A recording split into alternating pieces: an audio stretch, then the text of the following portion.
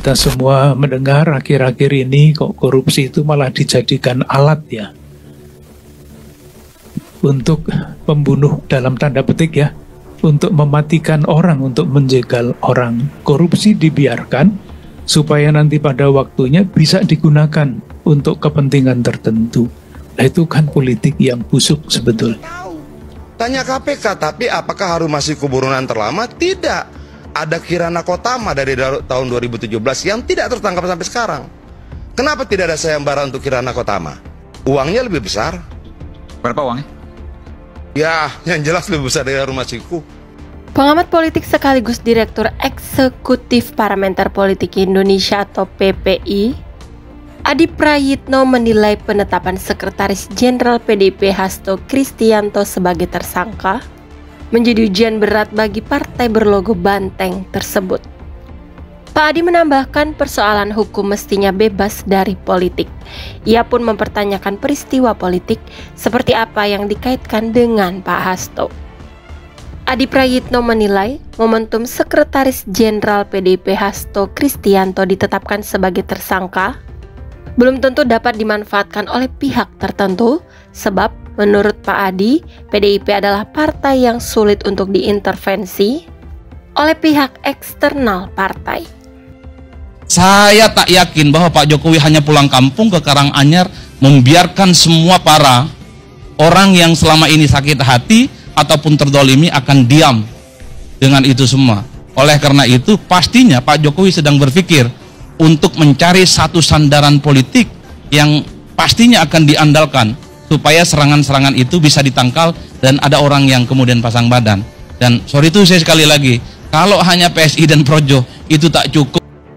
Beliau mengatakan PDIP merupakan partai yang dikenal dengan militansi dan soliditas kadernya ketika menghadapi tekanan dari luar. Meski demikian, ia mewanti-wanti agar partai banteng itu merapatkan barisan agar tidak diacak-acak oleh pihak tertentu. Akademisi itu menilai tidak ada pihak yang diuntungkan dari penetapan Pak Hasto sebagai tersangka, kecuali pihak-pihak yang tidak menyukainya. Selain itu, persoalan hukum ini juga menimbulkan persepsi negatif terhadap partai, meskipun kasus Pak Hasto hanya terkait dugaan suap. Dalam sebuah video yang diunggah ke channel YouTube resminya, Adi Prayitno Official pada Rabu 25 Desember 2024, dirinya menjelaskan bahwa Hasto Kristianto dan tim hukumnya masih memiliki ruang untuk mencari keadilan. Jika merasa penetapan status tersangka tersebut tidak kredibel atau tidak sesuai prosedur. Lebih lanjut, Pak Adi juga menyebut bahwa KPK dapat dilaporkan ke Dewan Pengawas jika terdapat indikasi bahwa penetapan Pak Hasto sebagai tersangka tidak sesuai dengan prosedur yang berlaku. Menurutnya, Dewan Pengawas memiliki kewenangan untuk menyelidiki dugaan ketidakwajaran dalam proses tersebut. Ia menambahkan bahwa Dewan Pengawas memiliki tanggung jawab untuk melakukan investigasi secara mendalam terhadap prosedur yang dilakukan oleh KPK, terutama jika ditemukan adanya indikasi pelanggaran. Apa yang terjadi pada Hasto, pengumumannya sebagai tersangka, ini semacam guidance, semacam pintu gerbang bagaimana KPK menaikkan citra politiknya, bagaimana KPK menunjukkan kinerjanya. Coba kita cek kira-kira apa tuduhan-tuduhan dan argumen-argumen politisasinya jauh lebih kuat dibandingkan dengan unsur hukumnya.